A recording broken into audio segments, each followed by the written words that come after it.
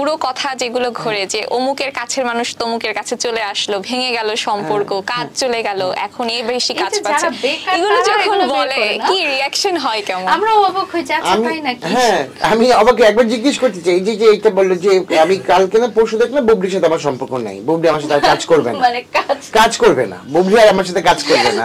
কেন? আরে বুবলির সাথে আমার 4টা কাজ অলরেডি সাইন করা হয়ে গেছে, হ্যাঁ, যেগুলো আসতেছে সামনে আসবে, এই যে কয়েকদিনের মধ্যে বের হবে, তাহলে কেন? আসলে রমজান মাসে তো তেমন একটা আমাদের প্রমোশন ওপেনিং গুলো থাকে না, হ্যাঁ, বা দেখা যায় যে আমরা করলেও ওইভাবে ভিডিও গুলো দেই না, যেহেতু একটা সিয়াম সাধনার মাস। তো পরবর্তীতে এটা মানুষ মনে করে যে আচ্ছা দেখা না হলে কথা না হলে কি সম্পর্ক ভেঙে যায়, বিষয়টা এরকম না। তাহলে আমি তো সবাইকে নিয়ে কাজ করছি, মিমকে নিয়েও কাজ করলাম, শখকে নিয়েও কাজ করলাম, দেখিকে নিয়ে, বাংলাদেশ সব স্টারদের নিয়ে কাজ করেছি।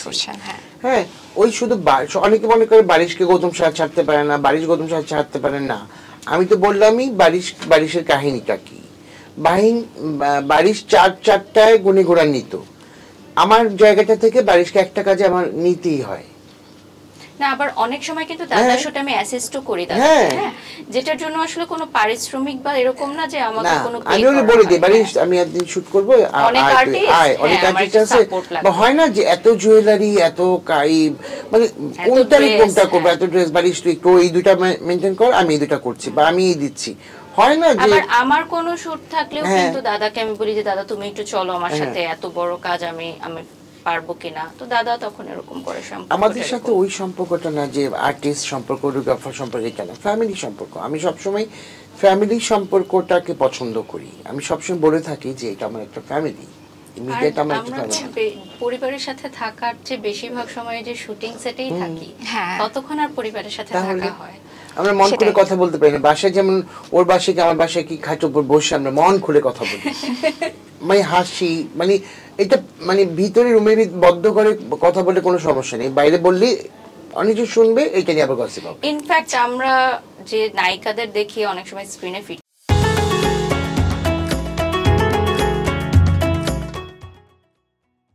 হয়ে বসতে, তা আমরা যখন আড্ডা দিই দাদার বাসায়, আমরা কিন্তু এখন নায়িকা, ব্র্যান্ড প্রমোটার, কোরিওগ্রাফার এরকম না। দিঘিও যেমন একটা নরমাল বাসা ড্রেস পরে আমরা চা খাচ্ছি, আড্ডা দিচ্ছি, ওগুলো কিন্তু ক্যামেরা বন্দি আমরা করি না, কারণ সবকিছু একটা প্রাইভেসি থাকে। ওর মনের দুঃখ কষ্ট বলে, আমরা আমাদের মনের দুঃখ কষ্ট বলি, জাস্ট শেয়ারিং এরকম। ওই যে আমি ওদের একটা গার্জিয়ান হয়ে আছি, তো সবাই ওরটাও শুনি, ওরটাও শুনি, ওরটাও শুনি, ওরটা শুনি, শুনি বলে দিই তোমার এটা ভুল হচ্ছে, তুমি থামো, বা তুমি এটা ওকে বলো। আপু একদিন হলো তো ওদের চেয়ে বড়, তাহলে আমি আমার অভিজ্ঞতা থেকে আমি ওদেরকে শাসন করি, আমি ওদেরকে বুঝাই যে বাড়ি সেটা করিস না, চুপ থাক, বা দেখি তুই এটা করিস না, চুপ থাক। বুবলি অনেক সময় আমাকে ফোন করে বা আমি বুবলিকে ফোন করি, যে কোনো মানে ডিসকাশন হয়, তখন আমি বুবলিকে বলি বুবলি এটা ভুল হয়েছে, একদম ঠিক ঠিক ঠিক দাদা ঠিক বলছে, আসলে সত্যি কথা, আর বুঝেও ওকে তুমি, আমি যদি বলি বুবলি এটা করবি না, ও হ্যাঁ দাদা আপনি যখন বলছেন তাহলে হবে না, কারণ একদম ঠিক ঠিক আপনি বুঝেন।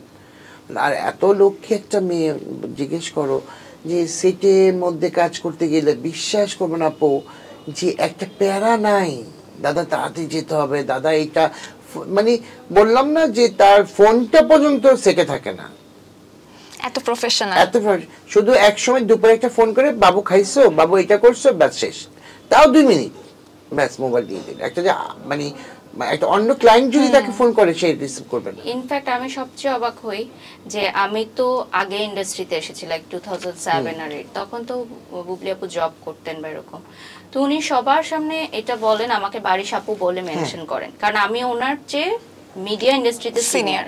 হ্যাঁ, তো এই জিনিসটা আমি খুবই অবাক হয়েছি যে উনি এতটা মেনটেন করেছে যে আমি তো ওনাদের মতো নায়িকা না, আমি আমার জায়গায় থেকে হ্যাঁ, বাট উনি আমাকে বারিশ আপু বলেছে বা আপু বসো এরকম, এই জিনিসটা আমি খুবই অবাক হয়েছি যে একজন সুপারস্টার সে